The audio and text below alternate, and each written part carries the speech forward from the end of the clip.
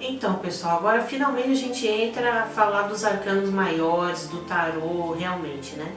Então, essas aqui foram as apostilas de curso que eu usei por 20 anos. O primeiro curso de tarô que eu dei foi em 1998. Tá? Então, passaram por várias reformulações. E esses são os últimos exemplares que eu tenho dessas apostilas. Não são apostilas que servem para vender como livros, porque elas são baseadas na explicação que eu dou e era quase como um caderno de referência, um caderno de exercício. Agora eu tenho, sobrou que uma meia dúzia no máximo de cada uma, né? E eu vou vender essas apostilas em algum momento para ex-alunos, mesmo que queiram ter de recordação ou queiram ter um material para escrever, para anotar. Porque essa é a última vez que eu vou dar esse curso, né? E vocês vão entender melhor porquê no final dele. E algumas partes dessas apostilas, elas foram digitalizadas para a apostila que vocês receberam pelo e-mail, né? Uma apostila grande em PDF. E aí vocês vão perceber que tem imagens que foram fotografadas realmente. Parece aquelas imagens de documento, de OVNI, facsímile, assim. Não tá digitalizado, né, perfeito, até porque eu achei que a visualização da foto, apesar dela ficar um pouco escura, mas vocês ampliando no computador dá para ler perfeitamente, ou no celular. Então eu achei que a cor que ficava era menos importante do que vocês conseguirem ler realmente o significado. Voltando ao que eu disse, que você já tem que ter um conhecimento prévio de tarô para não sofrer muito, né? Mas eu coloquei aí o significado do tarô conforme eu dava nas minhas apostilas. Tem aí várias imagens recortadas e colocadas para quem quiser ler. Vocês vão ver aí as jogadas do baralho cigano, elas foram colocadas, né? Essa de 36, o modo de tirar, tudo tá lá. E no de baralho cigano, eu tinha o desenho, dá pra ver mais ou menos assim, tinha o desenho das cartas feito no computador, né? E o significado breve do que era, porque como eu disse pra vocês, o baralho cigano é muito óbvio, né? Já o do tarô, ele era completamente diferente. Ele tinha um longo embasamento histórico, era um curso que era dado de 3 a 4 tardes, dependendo da turma.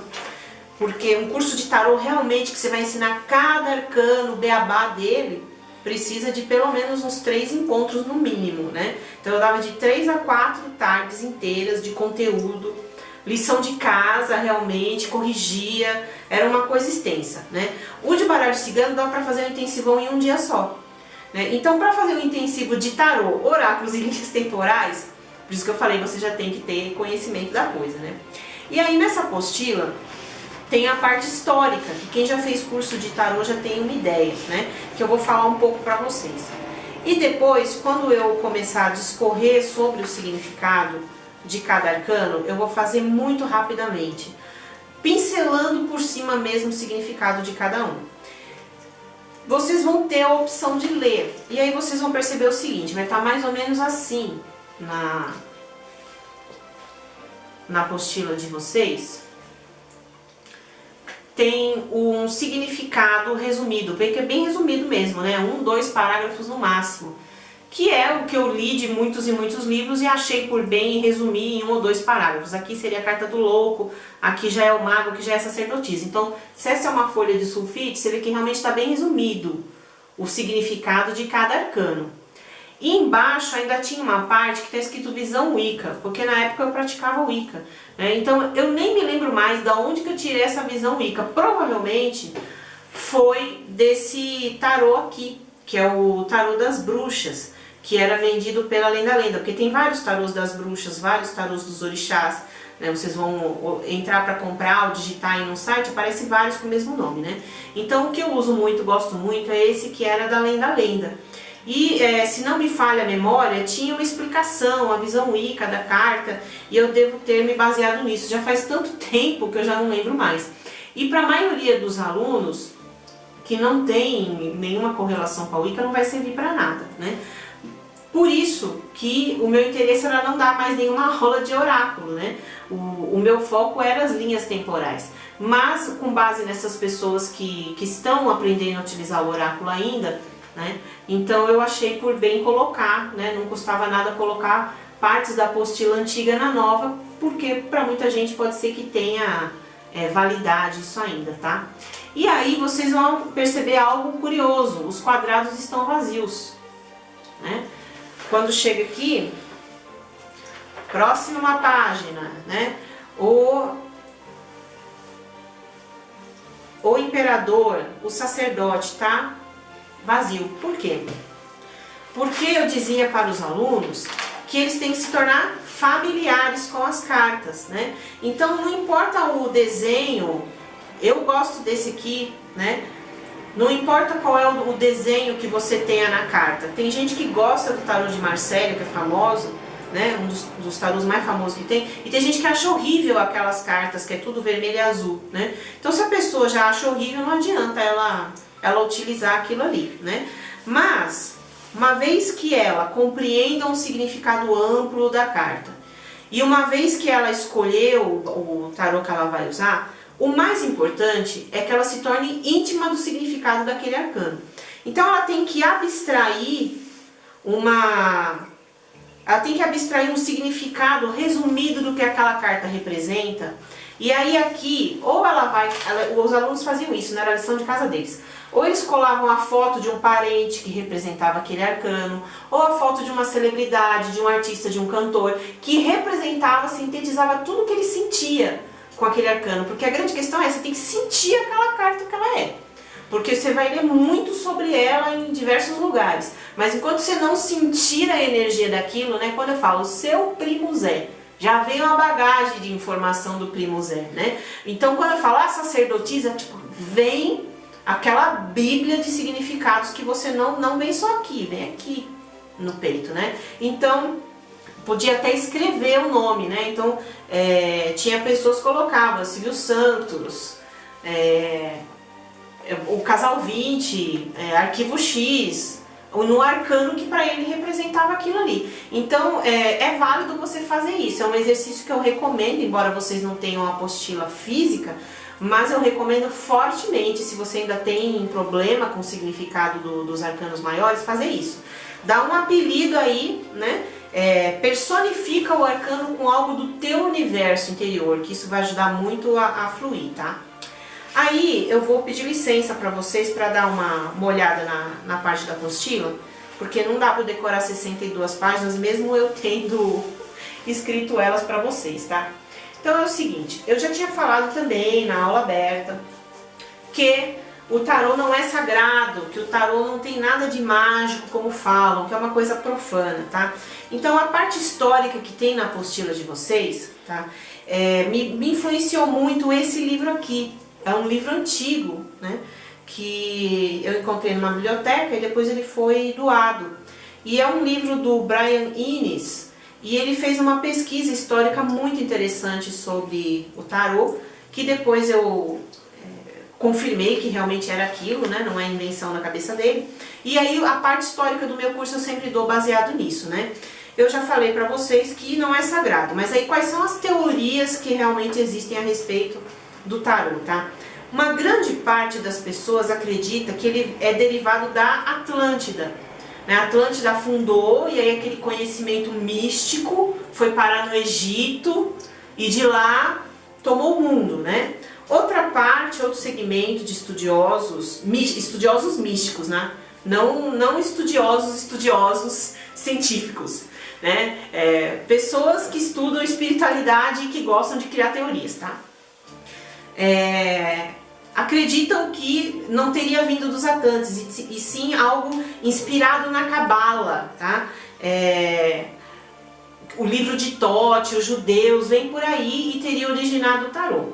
Isso tudo são vertentes, então assim, se a pessoa pertence àquela vertente espiritualista, ela vai tender a puxar a brasa para a sardinha dela, né? E aí como religião você vai discutir, não dá boa coisa, né, então?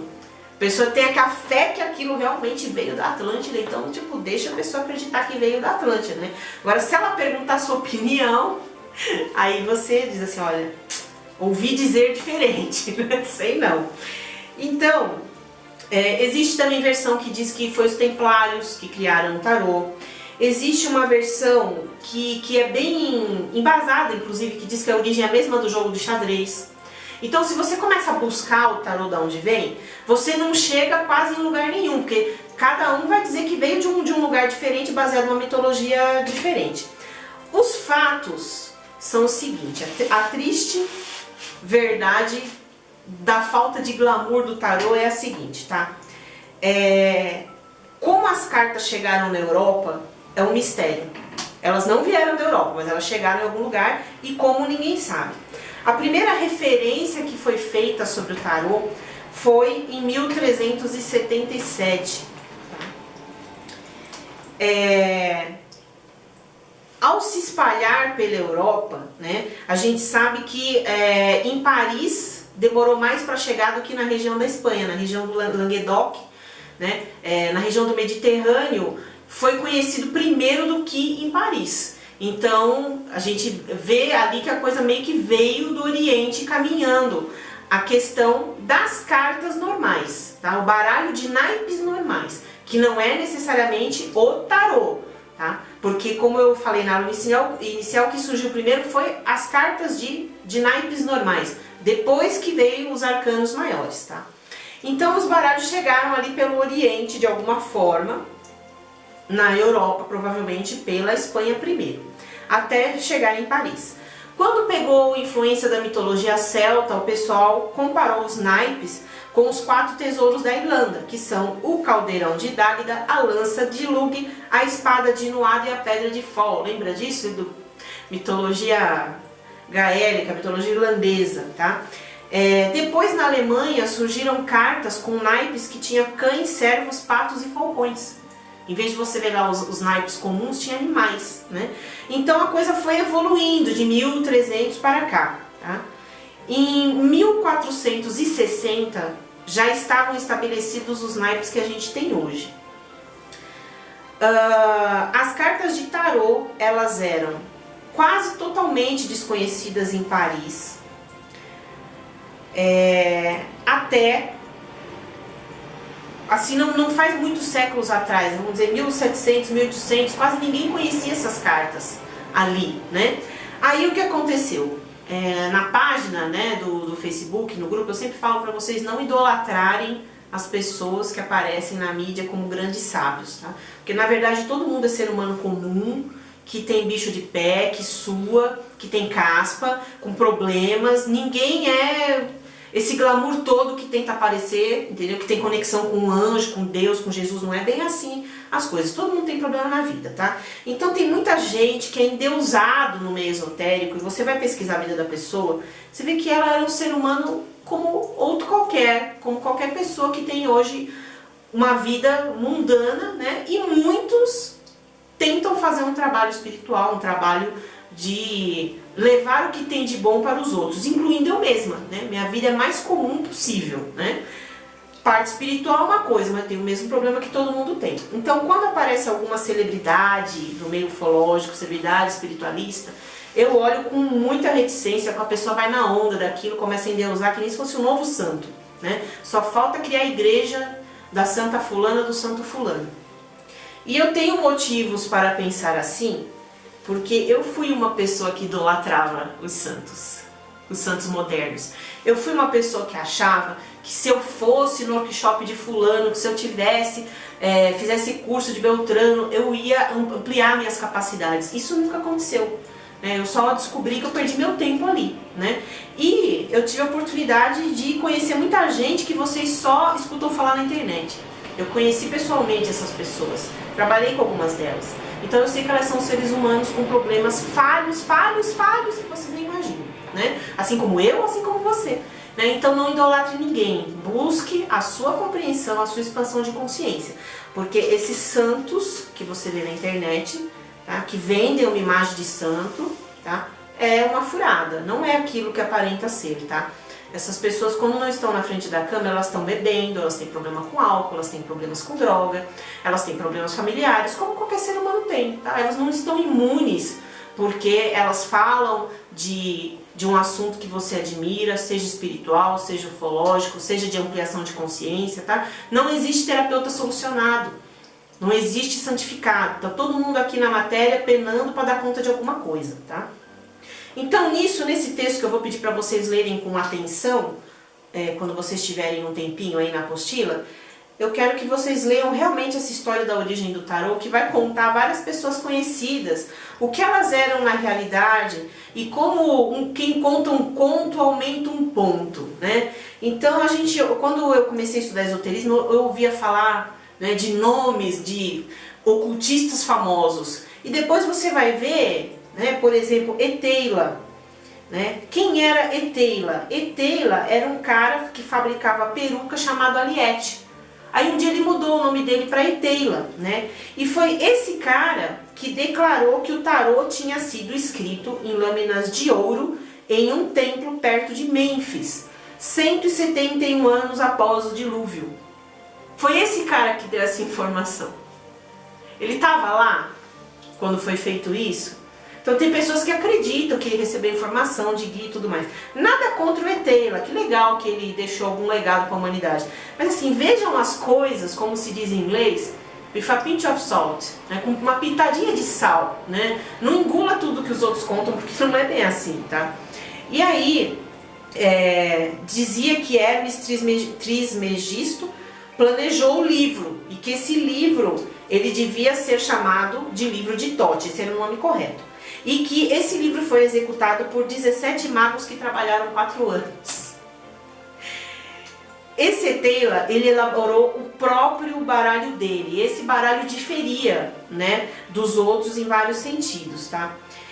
Depois dele, do Eteila, veio um ocultista francês, que é o Eliphas Lévy. E foi ele que fez a primeira associação entre as cartas do tarô e as letras do alfabeto hebraico com a Cabala. Né? Então a gente deve a ele essa associação, que é bastante significativa, inclusive. Independente da origem do tarô, esse trabalho que ele fez é bem significativo.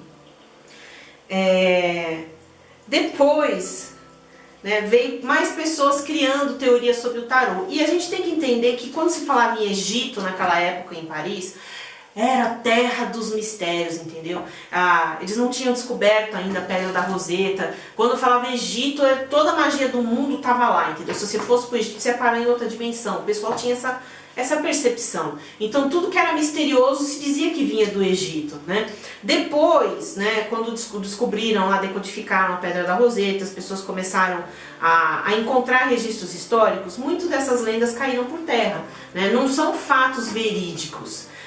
São hipóteses. Alguns vão dizer assim, mas você não pode provar que não foi assim. Você não pode provar que realmente não veio da Atlântida, né? A pessoa de fé vai dizer isso. O problema é o seguinte, dá para provar sim, né? Infelizmente dá para provar pelo seguinte. O que aconteceu? Eu vou ler essa parte aqui para não me perder, e vocês vão ler depois também na apostila, tá? Em realidade, existe abundância de evidências para provar que as 22 lâminas do tarô são remanescentes de um instrutivo jogo de cartas do fim da Idade Média. Instrutivo, era um jogo que servia para instrução, tá?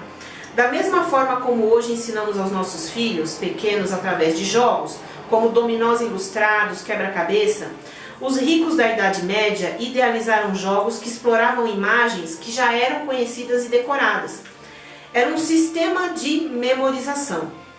Tá? Que quem tinha os filhos ricos, que tinha os tutores, tinha os professores, ensinavam tudo aquilo que era considerado que uma pessoa culta, bem educada, deveria saber naquela época. Tá? Com o advento da imprensa, isso caiu por terra. Tá? Então, naquela época, as famílias contratavam artistas para fazer esses baralhos, que era uma espécie de cola para as crianças estudarem. Né? E depois, quando teve a imprensa, livro, né, ficou mais facilitado, não teve mais a necessidade disso. Existia um baralho chamado Tarok e um chamado Mantegna. Né? Esse baralho Mantegna, você encontra hoje as cartas dele em museus, né? E você vai ver que eles são muito parecidos com o que a gente conhece como tarô. Então, por exemplo, dizia-se no Tarok, né, havia 5 conjuntos de cartas, né? Algumas representavam as ordens da sociedade, do mendigo ao papa, né? Depois as 9 musas e Apolo. Depois partes do conhecimento, né? Números de 31 a 40 seria um conjunto de ciências e virtudes, né? As virtudes cristãs, as virtudes cardeais. E as últimas lâminas desse tarô representavam os astros, as esferas solares, os signos, né? Então aí na apostila de vocês vão ver que tem um baralho chamado Mintiate, que tem ali as cartas dele, né? Tem o mago, tem o grão-duque, a gente não tem grão-duque no tarô, mas tem o imperador, tem a imperatriz, aí tem o amor, que a gente não tem, mas tem a temperança, fortaleza, justiça, roda da fortuna, carruagem, eremita, é muita coincidência, entendeu? E aí tem a morte, o diabo, a torre, a esperança, aí depois tem uns que a gente não tem, que seriam as virtudes, né?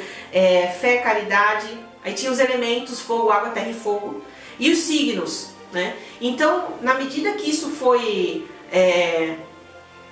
criou-se vários tipos de tarô, né? E aí quando veio a imprensa, foi editado alguns, e esses alguns se tornaram os populares que a gente conhece até hoje, tá? Alguns dos baralhos mais famosos que vocês podem encontrar em museus são o baralho Gringoneiro, baralho Bembo, Tarok Mantena, baralho de Visconti Sforza, Arthur Eduardo Waite, né? Tem vários na apostila para vocês olharem, ok?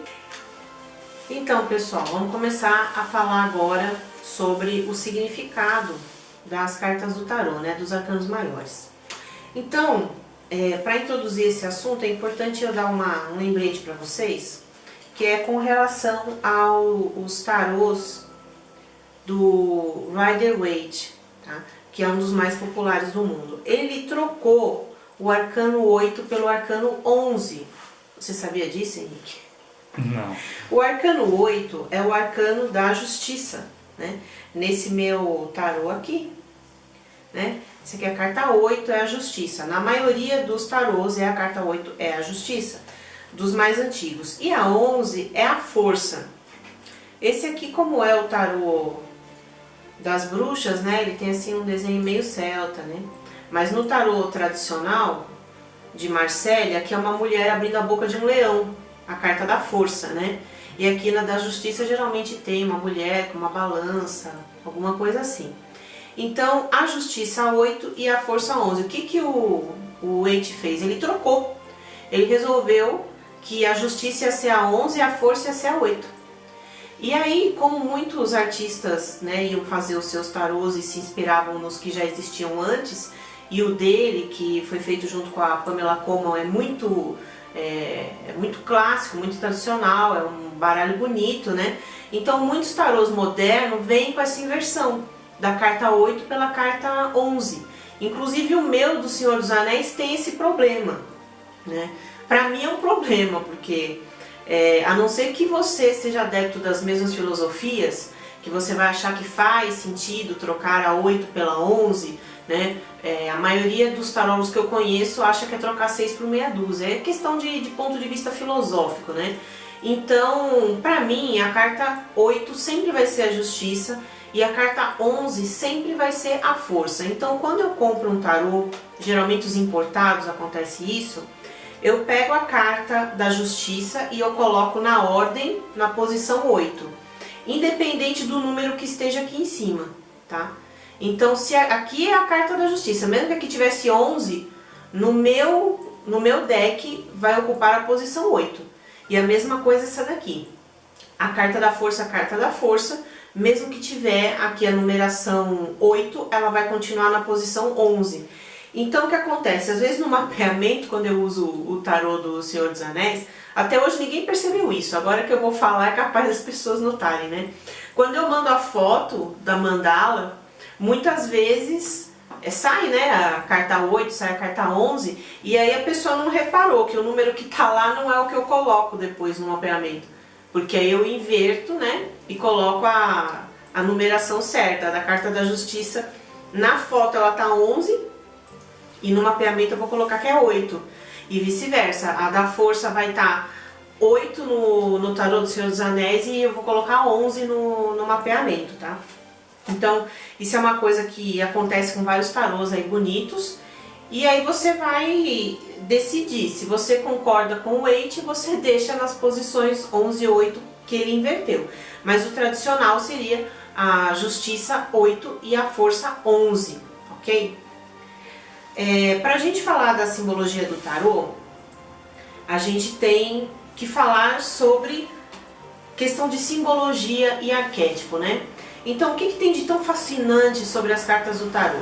Elas são arquétipos universais, né? Então, quando eu falo assim, o louco, se eu estiver numa tribo indígena, se eu estiver na Rússia, se eu estiver na China, se eu estiver no México, a palavra louco, o que significa ser louco, é entendido, independente do nível de estudo que a pessoa tenha, se ela tem formação acadêmica ou não. O que significa ser louco é uma pessoa que está totalmente fora do padrão da sociedade, todo mundo entende o que é.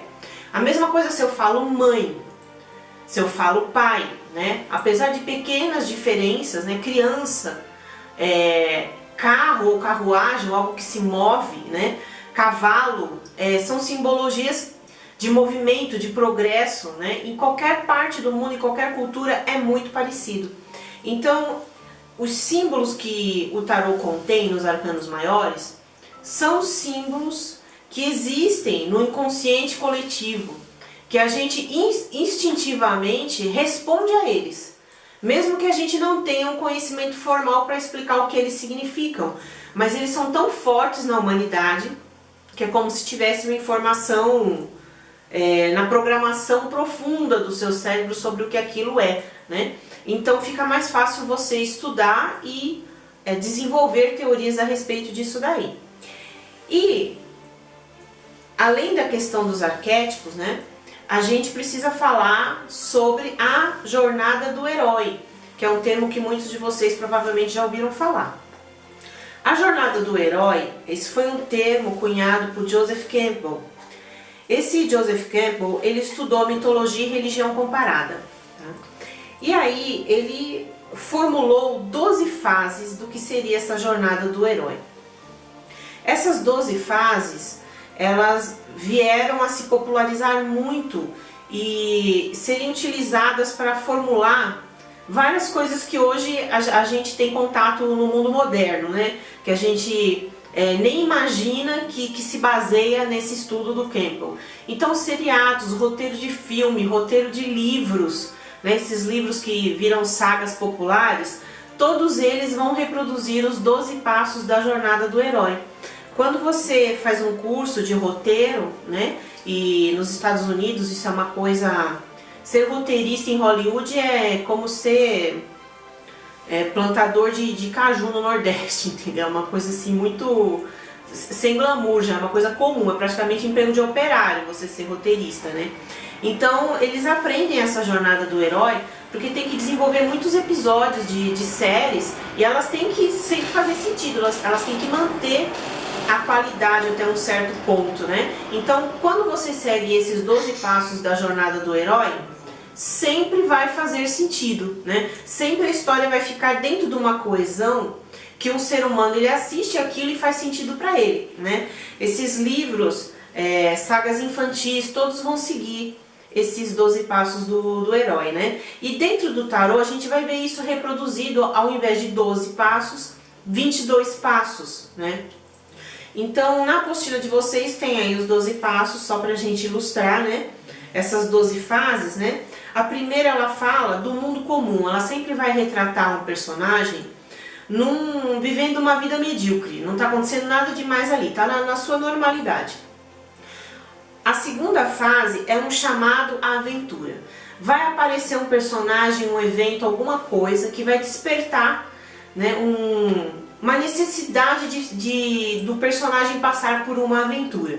Colocando isso em linguagem de tarô, né, a pessoa não vai procurar uma consulta se a vida dela tá ótima, né? Então acontece algo que é um chamado à aventura ou um chamado à solução de um problema que leva a pessoa a querer uma consulta, né? A procurar um aconselhamento, ou não é nem a consulta que ela quer resolver o problema, e como ela não consegue, ela procura consulta, certo? Aí um terceiro passo é a reticência, tá? A reticência é que geralmente quando a pessoa está na sua vidinha e vem um chamado extraordinário, a tendência dela é querer ficar no conforto, querer ficar no comodismo. Igual a gente, quando tem um problema qualquer, né, e exige que a gente resolva ele, mas a nossa tendência primeira é, ai não, vou esperar sentada para ver se resolve sozinho. Porque se resolver sozinho, melhor, né, economiza energia. O quarto passo é o encontro que o Joseph Campbell falava que era um encontro com o mentor, ou um encontro com um anjo, ou um encontro com um personagem sobrenatural. É alguém que aparece no meio da história que vai chamar muito a atenção do personagem central, num sentido de que ele tem um destino naquela direção, que ele é a criança escolhida, ele é a criança da promessa, ele é aquele que foi profetizado a resolver a questão, né? Dando um exemplo que acontece hoje, né? A pessoa começa a ter uma emergência espiritual, né? Aí alguém diz assim para ela, na segunda fase, que é a chamada aventura, você precisa ir num centro, você precisa cuidar da sua espiritualidade. A pessoa vai dizer, não, isso aqui é só uma fase, isso aqui passa. Ele está na terceira fase, que é a reticência. Aí na quarta fase aparece o mentor, que seria um amigo, né, que vai fazer o papel de mentor. Ele vai dizer assim, olha, eu conheço um centro bom, onde tem uma mãe de santo boa, que ela vai dar uma orientação para você, porque você tem mediunidade, e aí você precisa trabalhar com isso, né? Então esse encontro com o mentor é como se fosse uma validação de que a pessoa precisa ir por aquele caminho, ela tem que fazer aquela jornada, ela tem que cruzar aquele caminho ali para poder chegar em algum lugar, tá? A quinta fase é o cruzamento de um portal, é quando a pessoa entra na jornada, né? Então, se usar o exemplo dessa nossa historinha, que eu estou tentando usar as 12 fases aqui para ilustrar, quando a pessoa pisa no terreiro a primeira vez, né, ela cruzou o portal, ela deu esse passo rumo ao desconhecido, ela não queria ir, mas o mentor apareceu, o mentor no sentido de amigo que conduziu para o cumprimento do destino, e ela acabou indo. O sexto passo, ou sexta fase, são provações, inimigos, coisas que vão acontecer no meio do caminho para atrapalhar. É como se forças escuras não quisessem que a pessoa cumprisse a jornada dela, né? Então vai aparecer ali os imprevistos, as atrapalhações para ela não ir. A sétima fase é uma aproximação dos êxitos que ela procura. Enquanto na sexta ela estava aprendendo as regras desse novo mundo, onde geralmente ela quebra a cara, na sétima ela já está começando a obter um resultado. Ela vê a luz no fim do túnel de onde ela vai alcançar. A oitava fase, ela se caracteriza por alguma provação muito difícil ou traumática, geralmente que põe o personagem principal entre a vida e a morte, tá? A nona fase é chamada de recompensa ou elixir. É quando ele põe as mãos naquilo que ele está buscando, ele encontra aquele graal que ele está buscando.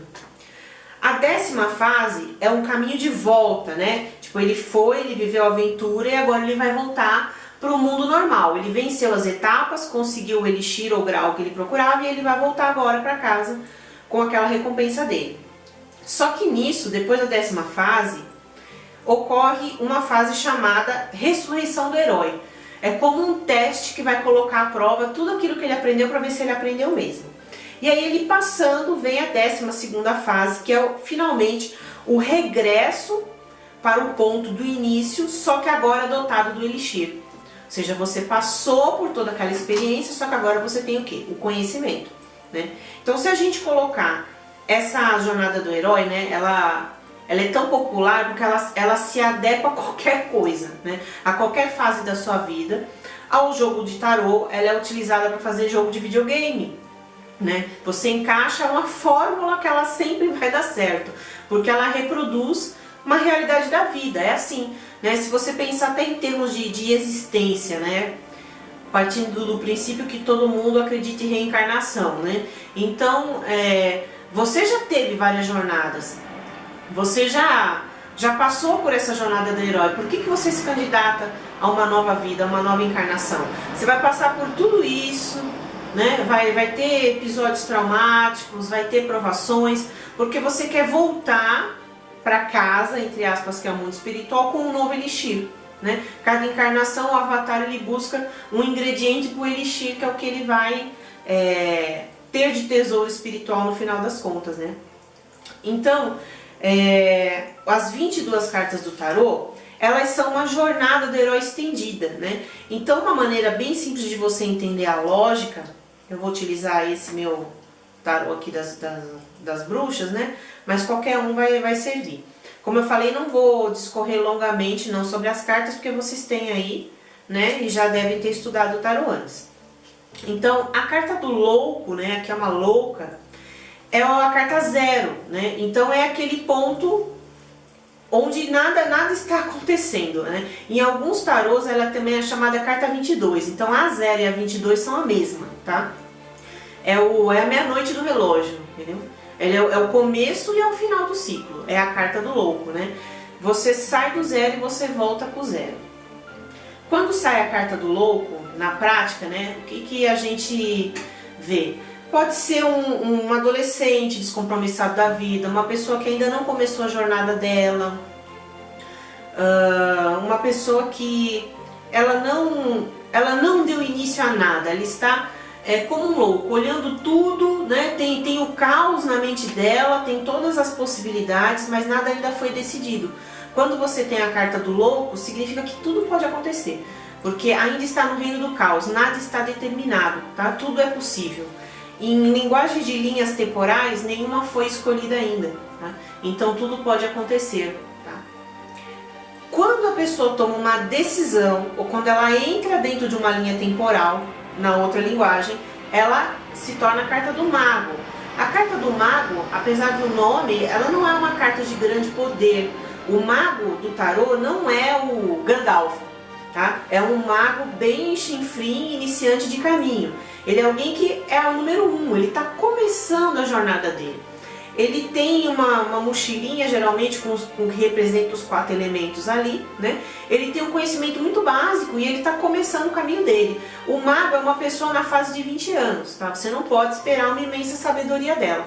Mas, quando sai essa carta, significa que você deve dar início a alguma coisa, deve dar o primeiro passo, né? Ou a pessoa já deu o primeiro passo e está num começo de jornada. Essa carta da sacerdotisa eu vou explicar junto aqui com a da imperatriz, tá? É como se a imperatriz fosse o corpo da mulher e a sacerdotisa fosse a mente, o espírito da mulher, tá? A imperatriz, ela faz par com o imperador, né? Carta 3, arcano 3 e arcano 4, né? Então eles são o casal do tarô, né? É como se fosse o pai, a mãe, a Deus, o yin, o yang arquetípico, né? Então essa imperatriz, ela tem todos os atributos de uma mulher realizada. Ela é mãe, ela é uma rainha, num sentido de que ela sabe quem ela sabe a potencialidade dela, ela é muito bem resolvida, ela auxilia a comunidade que ela está inserida, né? Ela é bem uma rainha mesmo. E o imperador é tudo isso na versão masculina, né? É o rei, é o pai, é aquele que oferece emprego, é o homem que tem poder. Então isso aqui é o homem e a mulher que tem poder. Enquanto que a sacerdotisa, que vem antes, né, que é o arcano 2, ele é o quê? Ele é a intuição feminina, o espírito feminino, a inteligência feminina, que ela é diferente da masculina, né? A inteligência feminina, ela é totalmente ligada ao subjetivo, né? A análise de coisas que não são vistas objetivamente. E tem as equações complicadas que a mulher faz não só com a mente, mas com coração, pele, instinto, útero, e que ela tem acessos, né? Então quando sai essa carta aqui, a gente sabe que o caminho para seguir é do da intuição, são desses acessos a outros campos dimensionais, a outros estados de consciência. E ele simboliza também um arquétipo que tem muito a ver com isso, é como o de Ansan, ou algumas, até santas da Igreja Católica, né? Que são virgens, são meninas que morreram mártires, a igreja conta que elas morreram mártires porque elas não queriam se casar. Se a gente olhar do ponto de vista arquetípico, é como se elas estivessem dizendo que elas não queriam ir por esse caminho físico-material feminino, porque séculos atrás, né, a mulher ela era vista unicamente, apesar de ser algo positivo, né, mas só a serventia útil da mulher, a função funcional da mulher na sociedade. Ser mãe, esposa, enfermeira, cozinheira, né, e a sacerdotisa é que se põe contra isso, porque o interesse dela é o mundo espiritual, é o mundo das ideias, né. Então, essas santas da igreja, né, elas não queriam se casar, geralmente o pai manda matar, tem aquelas histórias de perseguição, porque elas queriam orar a Jesus, ou queriam estudar, queriam ter uma vida voltada para o interior delas, né, ou para Deus, ou para o que elas acreditavam, e não ter uma vida mundana de ser esposa, mãe, isso não era suficiente. Então, quando sai a carta da sacerdotisa, ela tem esses dois viés, tanto para homens como para mulheres. O mais básico é você falar de intuição, mas ele pode ser também, no sentido assim, você dá uma leitura de uma pessoa que ela deve lutar pelos valores que a alma dela pede, não que a sociedade está impondo que ela faça, tá? Aí aqui já falamos do 2, do 3, do 4. Aí vem o 5, embora, né, o imperador é o parzinho da imperatriz, o sacerdote não é o par da sacerdotisa, tá?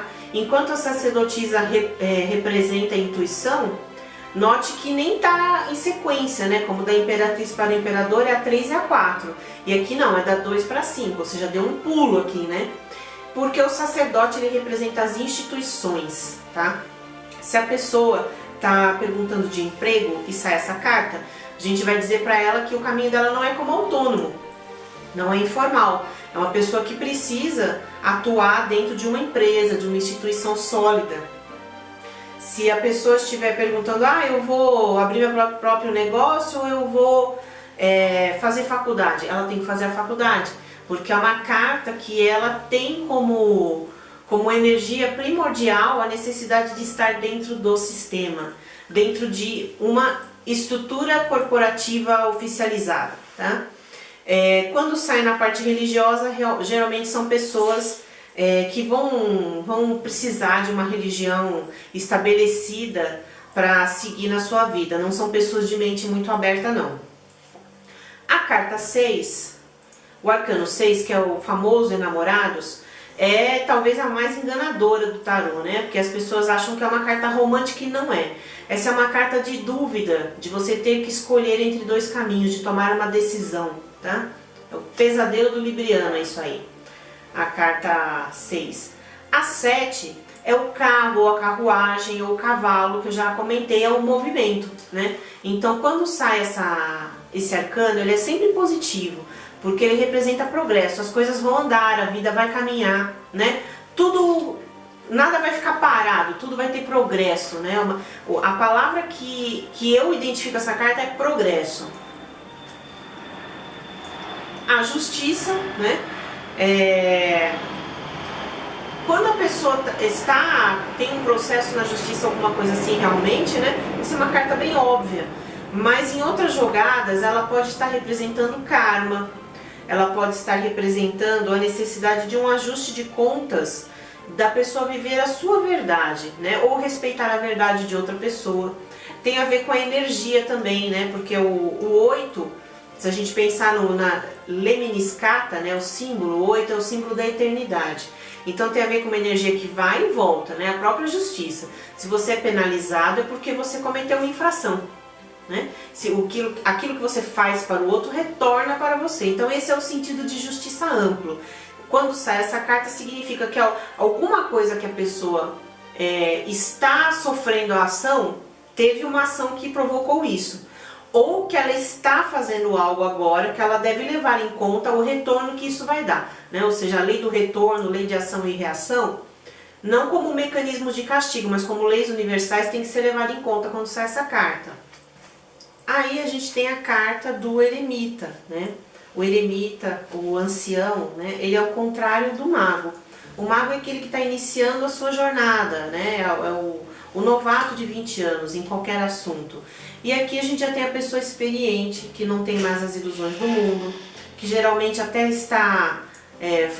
não é uma pessoa tão sociável, não gosta muito do contato com qualquer pessoa, a não ser alguém que venha realmente somar conhecimentos com ela, né? Esse eremita, ele representa, esse sim é um Gandalf, né? Quem assistiu O Senhor dos Anéis sabe. O Gandalf não era exatamente uma pessoa muito simpática, que gostava muito do contato com outros seres, né? Ele interagia pela necessidade. E a pessoa que tem esse arquétipo é muito assim, né? Então são pessoas mais isoladas, mais retraídas, mas que têm um grande conhecimento interior, né?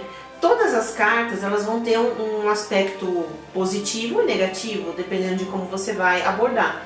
Então o aspecto negativo, digamos assim, do eremita é a pessoa ser isolada demais, ou serem como essas pessoas religiosas que acham que tem um discurso muito grande, mas na verdade não vive nada na prática, né? Como uma pessoa que dá como se fosse assim um aconselhamento familiar e a pessoa nem teve família para saber do que está falando, né?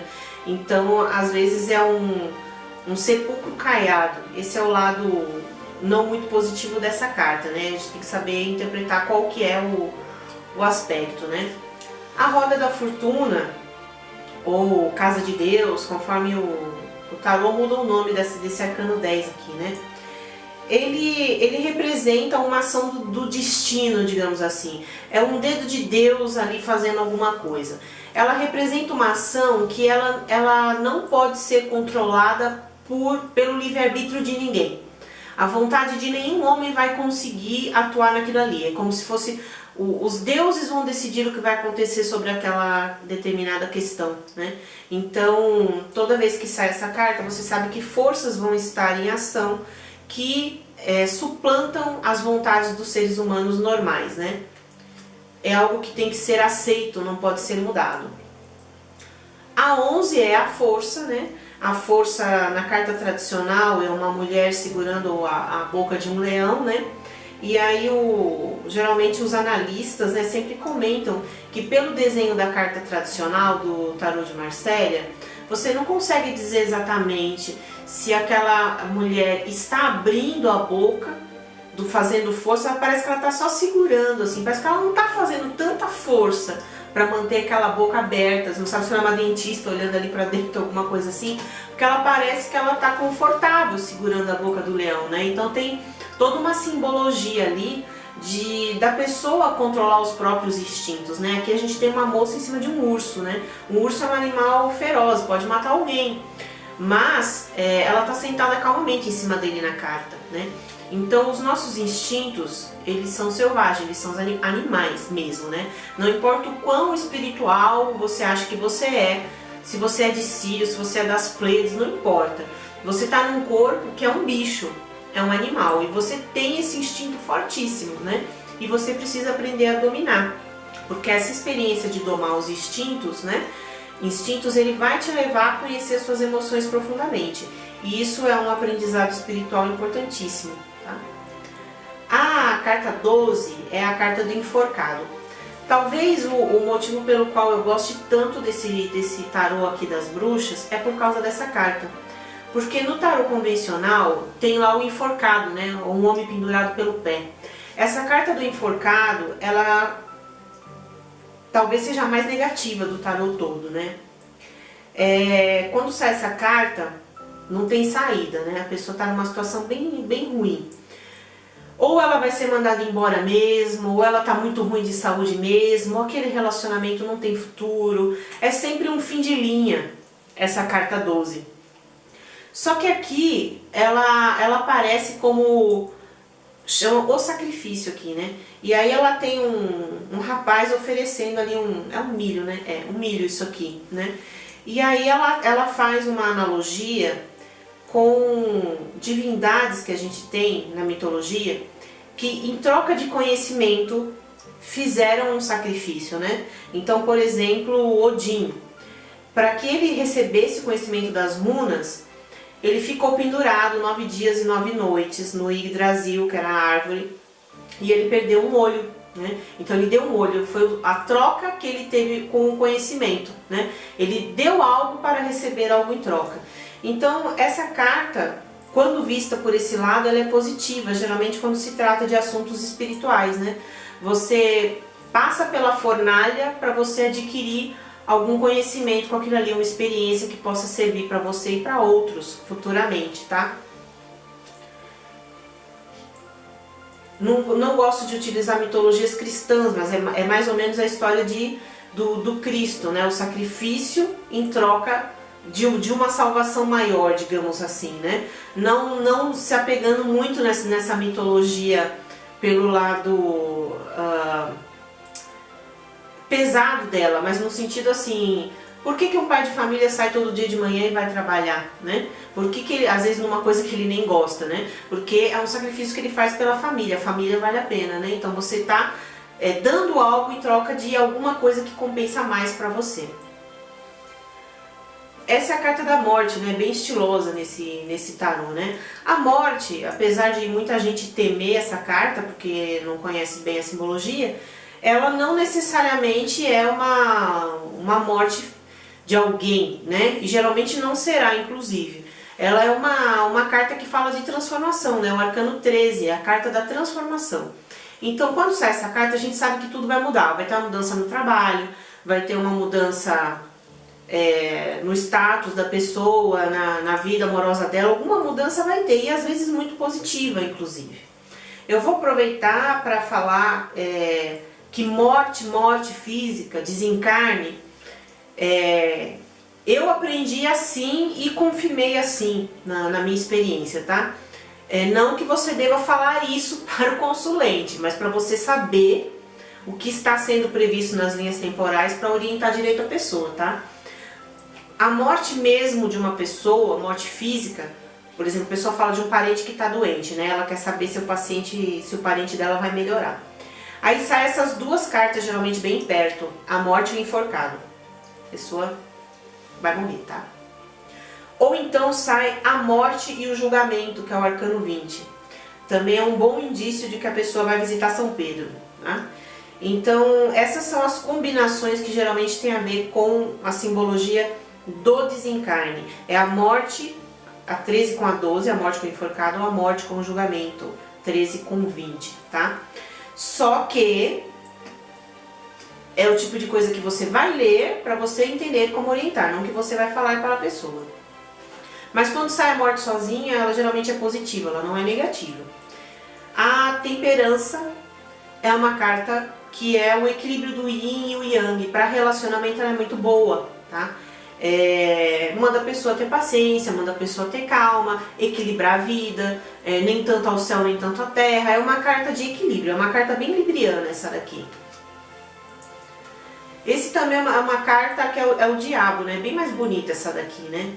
E aí o que é o diabo realmente, né? Em vez do tarô de Marcélia que tem lá uma figurinha de chifre e rabinho, essa aqui tá mostrando bem o que é realmente, né? A vaidade humana, a busca por um poder, né? O olhar as ilusões, não ver a realidade, né? Que essa mulher, ela busca o rosto dela, mas a gente não vê o rosto dela, né? A gente só vê que ela tá buscando numa superfície, né?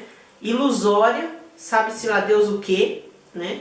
É uma carta que tem um certo vazio, porque a gente não vê o rosto dela refletido, né? Ela não tá vendo a realidade. Ela tá vendo as ilusões ou que tem a projeção na mente dela.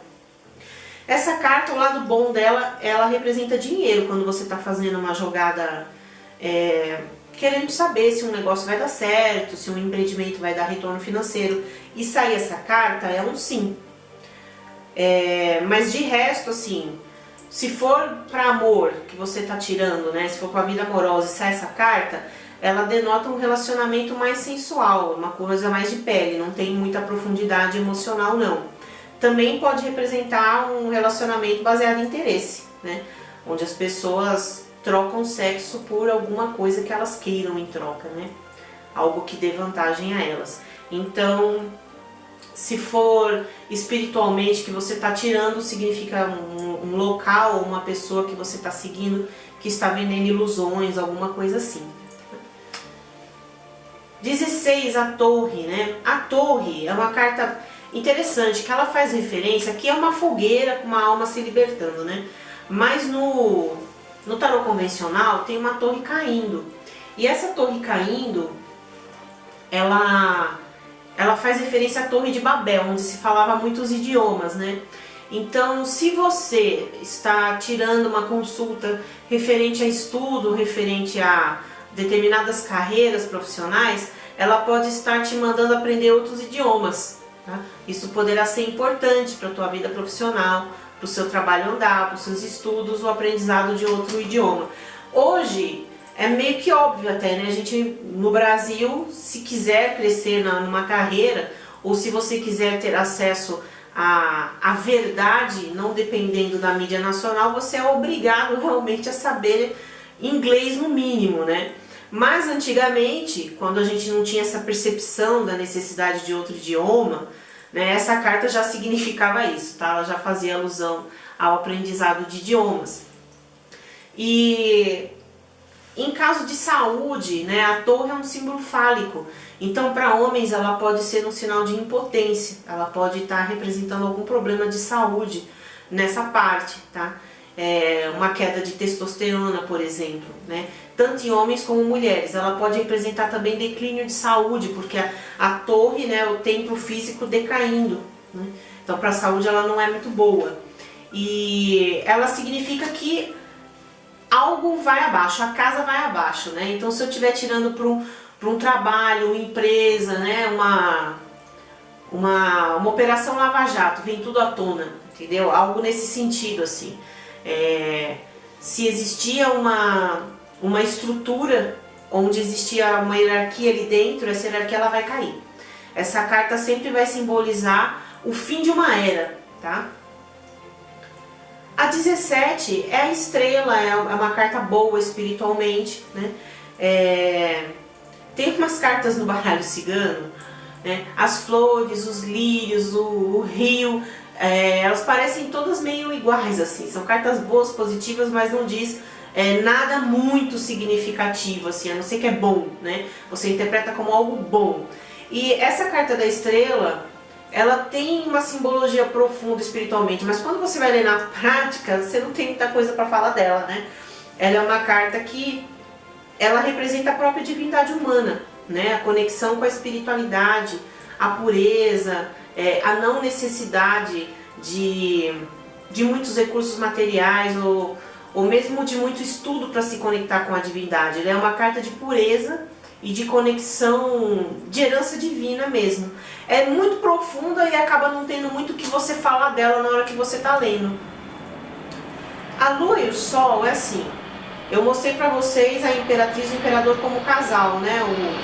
O pai, a mãe, o sagrado masculino, o sagrado feminino. E aqui a lua e o sol também tem essa característica yin e yang, de complementariedade, né? O dia e a noite. Então, de uma maneira bem curta e grossa, assim falando, tudo que é bom tá nessa carta do sol.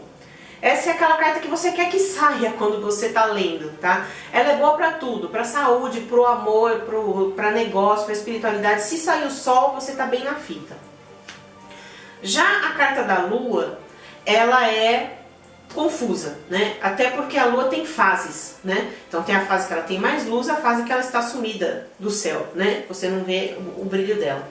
Então a carta da lua, ela pode significar, no aspecto positivo, uma intuição, uma sensibilidade, mas ela geralmente é uma carta que tem a ver com confusão mental, confusão emocional, períodos que você não está muito bem, porque ela é o oposto do sol, né? Então, na prática, o lado bom dessa carta é intuição e mediunidade, mas cuida com o que tem em volta, porque a tendência é ser assim, uma mediunidade desequilibrada, a pessoa sofrendo problemas de saúde somático por conta às vezes de ataques espirituais que ela não percebe,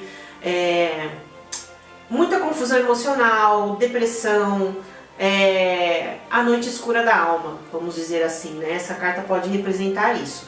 Então, para ela ser vista pelo lado positivo, ela tem que ter bastante cartas bacanas de peso em volta dela, tá? Aí a gente tem o arcano 20, julgamento, que eu falei que junto com a morte pode ser um desencarne físico mesmo, né? O julgamento, ele é assim, a pessoa passou por toda essa jornada aqui das cartas, né? Ela começou lá, ela não sabia o que fazer da vida no louco, Aí ela começou alguma coisa no mago, ela teve que aprender a usar a intuição na sacerdotisa.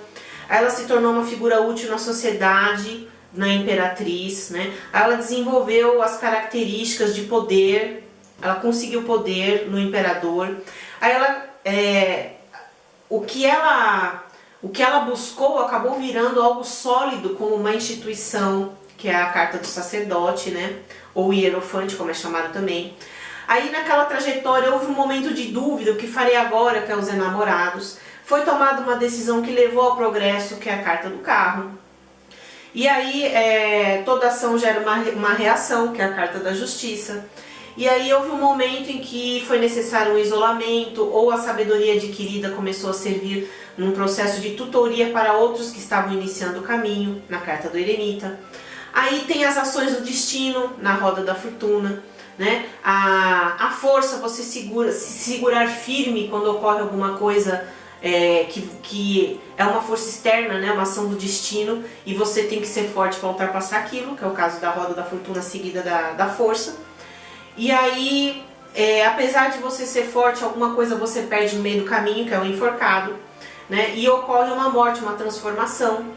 E aí, para você lidar com essa transformação, você tem que ter muito equilíbrio na temperança, né? E você vai ter que enfrentar suas sombras no diabo, né? Você vai passar por perdas, que é a torre, né? Todo mundo que o universo como você acreditava, ele vai se desmanchar, que é a carta da torre representa isso, né? E aí quando aquilo se desmanchar, vai surgir uma verdade pura como a estrela. Você vai ficar um pouco confuso como na lua, mas a verdade vai brilhar como o sol.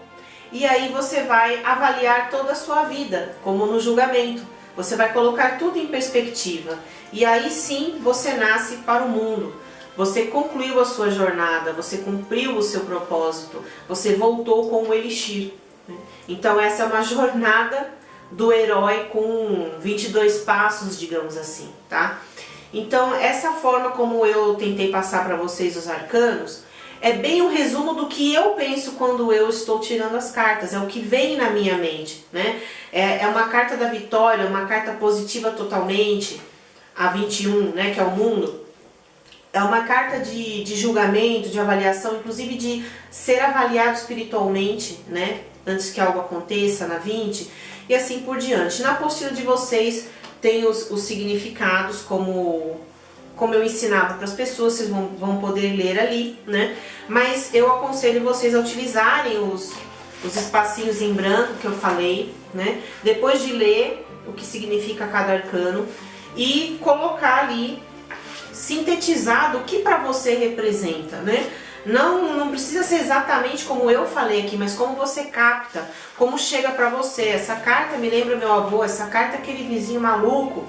Faça amizade com os arcanos dessa forma, para que quando você tenha na mesa, né, eles não sejam letras e palavras soltas, eles sejam pessoas realmente.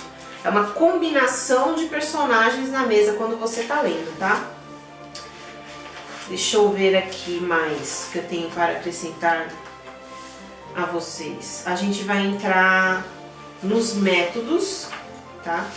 E deixa eu ver se vai dar tempo.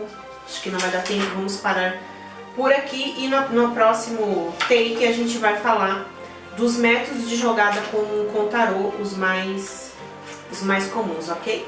É isso aí.